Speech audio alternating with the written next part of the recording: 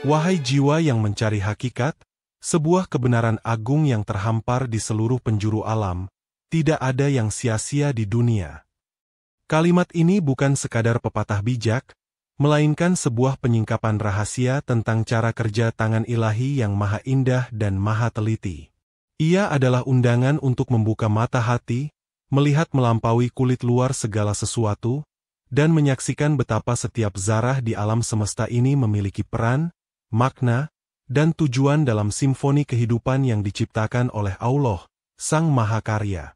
Ketika pandangan kita terbatas pada manfaat lahiriah atau kepentingan sesaat diri sendiri, mudah sekali kita terjebak dalam penilaian dangkal, menganggap sesuatu itu berguna atau tidak berguna, berharga atau sia-sia.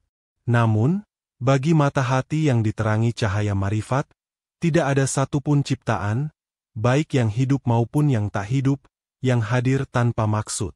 Semuanya adalah bagian dari sebuah desain maha cerdas, sebuah ekosistem raksasa yang saling menopang, menjalankan tugasnya masing-masing demi terwujudnya kehendak Sang Pencipta. Allah menegaskan dalam kitab sucinya bahwa Dia tidak menciptakan langit dan bumi serta apa yang ada di antara keduanya secara main-main atau tanpa tujuan, la'ibin. Setiap penciptaan dilandasi oleh Al-Haq, yaitu kebenaran, kebijaksanaan, dan tujuan yang pasti. Tidak ada satu atom pun yang bergerak, tidak ada sehelai daun pun yang gugur, tidak ada seekor semut pun yang berjalan, kecuali semuanya berada dalam ilmu, pengaturan, dan kehendaknya yang maha sempurna.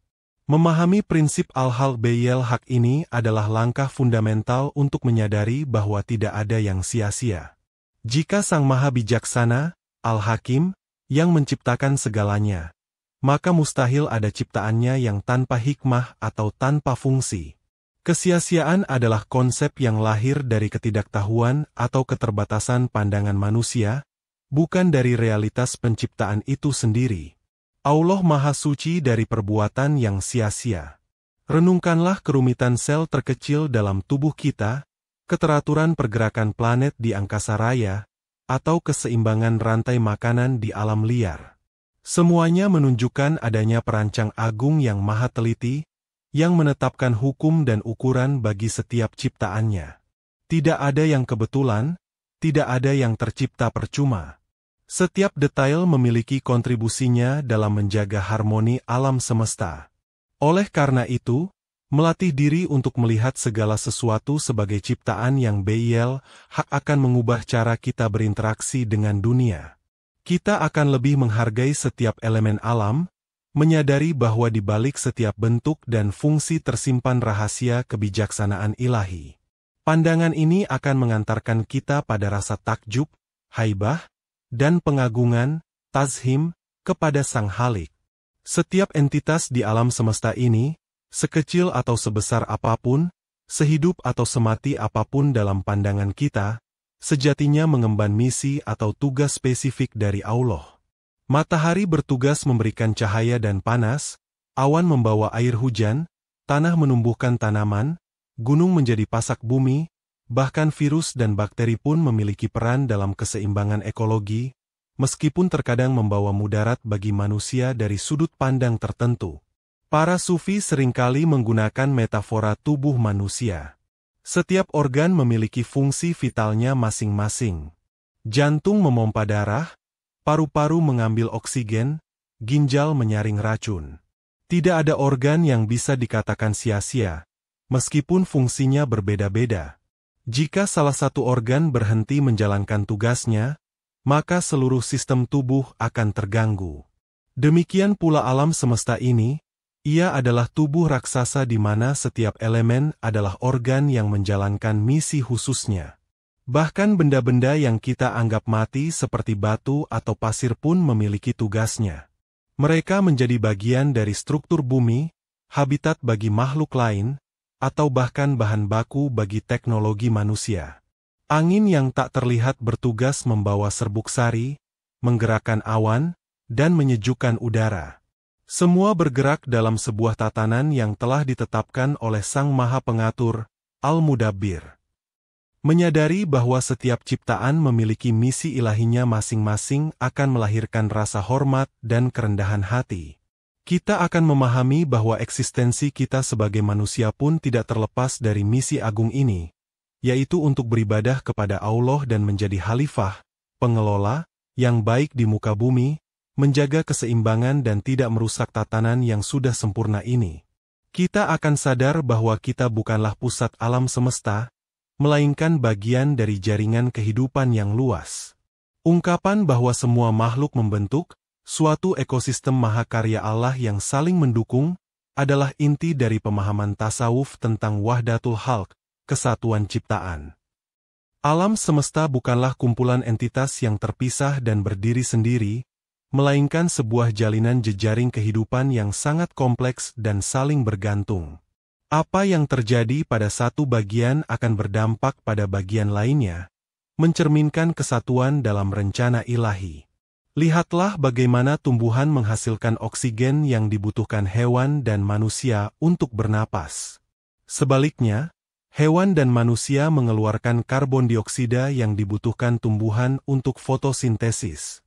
Lebah membantu penyerbukan bunga agar menghasilkan buah, dan bunga memberikan nektar sebagai makanan lebah. Air menguap menjadi awan, awan menjadi hujan yang menyirami bumi, air meresap ke tanah menghidupi tumbuhan dan menjadi sumber mata air bagi makhluk hidup. Semuanya adalah siklus ketergantungan yang menunjukkan keindahan dan keteraturan Allah. Contoh sisa makanan yang menjadi rezeki bagi makhluk pengurai adalah ilustrasi sempurna dari ekosistem ilahi ini. Apa yang dianggap sampah dan tak berguna oleh manusia, ternyata adalah sumber kehidupan bagi cacing, bakteri, jamur, dan mikroorganisme lainnya. Mereka bertugas menguraikan materi organik kembali menjadi unsur hara yang menyuburkan tanah, sehingga tanah bisa menumbuhkan tanaman baru. Tidak ada yang terbuang percuma dalam sistem ini. Semuanya berputar dalam siklus manfaat yang berkelanjutan. Memahami ekosistem ilahi ini akan menumbuhkan kesadaran ekologis yang mendalam, bukan hanya karena alasan lingkungan, tetapi karena alasan spiritual. Merusak satu bagian dari ekosistem sama saja dengan mengganggu harmoni ciptaan Allah. Menjaga kelestarian alam adalah bentuk syukur dan pengagungan terhadap Sang Maha Pencipta yang telah merancang semuanya dengan begitu sempurna dan saling terkait. Salah satu tantangan terbesar bagi akal manusia adalah melihat hikmah dan tujuan pada hal-hal yang tampak remeh, tidak berharga, atau bahkan menjijikkan menurut standar kita. Lalat yang mengganggu, nyamuk yang membawa penyakit, kotoran hewan, atau bangkai yang membusuk, seringkali dianggap sebagai sesuatu yang negatif dan sia-sia. Namun, kacamata tasawuf mengajak kita untuk melihat lebih dalam. Setiap ciptaan, betapapun rendahnya dalam pandangan kita, memiliki perannya dalam skema besar ilahi. Lalat mungkin berperan dalam penyerbukan atau sebagai bagian dari rantai makanan. Nyamuk, meskipun membawa penyakit, juga menjadi sumber makanan bagi makhluk lain seperti cicak atau katak. Kotoran hewan menjadi pupuk alami yang menyuburkan tanah. Bangkai yang membusuk diuraikan oleh dekomposer, mengembalikan nutrisi ke alam dan mencegah penumpukan yang lebih parah. Hikmah di balik keberadaan mereka mungkin tidak selalu langsung terlihat atau bahkan tidak menyenangkan bagi kita, tetapi keberadaan mereka adalah bukti bahwa Allah menciptakan segala sesuatu dengan ukuran dan tujuan. Mungkin keberadaan hal-hal yang tidak kita sukai ini juga berfungsi sebagai ujian kesabaran, pengingat akan kerapuhan kita, atau bahkan sebagai cara Allah menunjukkan betapa luasnya spektrum ciptaannya, dari yang paling indah hingga yang paling sederhana. Oleh karena itu, hindarilah sikap mudah meremehkan atau menghakimi ciptaan Allah hanya karena ia tidak sesuai dengan selera atau standar estetika kita. Latihlah diri untuk mencari hikmah tersembunyi, sir, di balik setiap fenomena. Sikap ini akan membuka pintu marifat, di mana kita mulai menyadari bahwa kebijaksanaan Allah, hikmah, meliputi segala sesuatu, bahkan dalam hal-hal yang paling tidak kita duga sekalipun. Bagi hati yang terbuka, seluruh alam semesta ini adalah ayatullah al-mansyurah, yaitu tanda-tanda kebesaran Allah yang terhampar luas, sebuah kitab agung yang bisa dibaca oleh siapa saja yang mau menggunakan akal dan kalbunya. Setiap detail ciptaan, dari pergerakan bintang hingga kepakan sayap kupu-kupu, adalah huruf dan kalimat yang berbicara tentang sifat-sifat Allah, kekuasaannya, kudrah, ilmunya, kebijaksanaannya, hikmah, keindahannya, jamal, kelembutannya, lutf, dan keteraturannya, tadbir. Ketika kita memahami bahwa tidak ada yang sia-sia, maka setiap pengamatan terhadap alam menjadi sebuah bentuk zikir dan tafakur. Melihat rumput liar yang tumbuh di sela bebatuan mengingatkan kita akan Ar-Razzaq, Sang Maha Pemberi rezeki yang tak pernah lupa pada makhluknya. Mengamati semut yang bekerja sama membawa makanan mengingatkan kita akan pentingnya keteraturan dan kerjasama. Mendengar gemuruh petir mengingatkan kita akan keperkasaan, jalal, Allah. Para sufi adalah pembaca ulung kitab alam ini. Mereka tidak hanya melihat fenomena fisik, tetapi menangkap pesan-pesan ruhani di baliknya. Kesadaran bahwa tidak ada yang sia-sia membuat setiap momen pengamatan menjadi sarana untuk mendekatkan diri kepada Allah, untuk semakin mengenalnya melalui karya-karyanya. Alam menjadi guru yang membimbing jiwa menuju Sang Pencipta. Maka, bukalah mata hati kita saat memandang alam. Jangan hanya melihat dengan mata fisik. Tanyakan pada diri sendiri, tanda kebesaran Allah apa yang ingin Dia tunjukkan melalui ciptaan ini? Hikmah apa yang bisa aku petik? Bagaimana fenomena ini mencerminkan sifat-sifatnya? Dengan begitu, setiap perjalanan, setiap pemandangan, bahkan setiap sudut rumah kita bisa menjadi sarana untuk meningkatkan marifatullah. Anggapan bahwa sesuatu itu sia-sia atau mubazir seringkali lahir dari dua hal: keterbatasan ilmu pengetahuan manusia atau sudut pandang egosentris yang hanya mengukur nilai sesuatu berdasarkan manfaat langsung bagi dirinya. Kita mungkin belum mengetahui fungsi ekologis seekor serangga tertentu, atau kita merasa sisa makanan kita tidak ada gunanya lagi bagi kita, sehingga kita mudah menyimpulkan bahwa itu sia-sia. Tasawuf mengajarkan kita untuk berhati-hati dengan kesimpulan semacam ini. Menganggap ciptaan Allah sebagai sesuatu yang sia-sia secara tidak langsung bisa menisbatkan sifat kekurangan atau ketidaktelitian kepada Sang Maha Pencipta, dan ini berbahaya bagi akidah. Sebaliknya, kita diajarkan untuk mengakui keterbatasan ilmu kita dan berbaik sangka, husnudzon, terhadap kebijaksanaan Allah. Jika kita belum melihat manfaatnya, bukan berarti manfaat itu tidak ada. Sikap rendah hati di hadapan ilmu Allah yang meliputi segala sesuatu adalah kunci. Katakanlah, Allah Maha Mengetahui, sedangkan aku tidak mengetahui. Kesadaran ini akan mencegah kita dari kesombongan intelektual dan sikap mudah menghakimi. Kita akan lebih berhati-hati dalam menilai segala sesuatu, menyadari bahwa mungkin ada lapisan makna dan fungsi yang belum terjangkau oleh pemahaman kita. Contoh sisa makanan yang ternyata menjadi rezeki bagi makhluk pengurai adalah pengingat telak akan bahaya kesimpulan sia-sia ini. Apa yang kita buang justru menjadi berkah bagi makhluk lain dalam rantai kehidupan yang telah Allah tetapkan. Ini mengajarkan kita untuk melihat lebih luas, melampaui kepentingan pribadi kita, dan menyadari bahwa setiap elemen memiliki tempat dan perannya dalam tatanan ilahi. Pemahaman bahwa tidak ada yang sia-sia dan semuanya adalah bagian dari mahakarya Allah akan melahirkan adab, tata krama spiritual, yang benar dalam berinteraksi dengan ciptaan.